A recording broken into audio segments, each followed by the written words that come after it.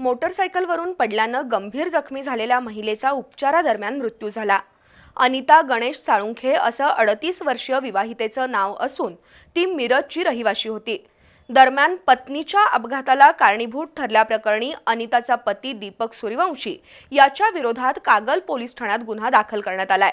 अनिता ही दीपक यांची दुसरी पत्नी होती। मिरज तालुक्यातील बामनोळी इथले दीपक सूर्यवंशी हे पत्नी अनिता यांच्यासोबत कागलहून मिरजेला दुचाकीवरून चालले होते। कागल पंचतारांकित औद्योगिक वसाहत रोडवरील चव्हाण पोल्ट्री फार्मसमोर आल्यानंतर अनिता दुचाकीवरून खाली कोसळल्या। जखमी झालेल्या अनिता यांना दीपक सूर्यवंशी यांनी उपचारासाठी मिरजेतील एका खासगी रुग्णालयात दाखल केलं होतं। 15 नोव्हेंबर रोजी दुपारी 4 वाजता हा अपघात झाला होता। दरम्यान अनिता साळुंखे यांच्यावर उपचार सुरू असताना 20 डिसेंबर रोजी त्यांचा मृत्यू झाला।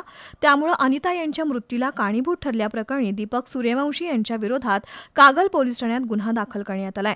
अनिता ही दीपक सूर्यवंशी यांची दुसरी पत्नी होती।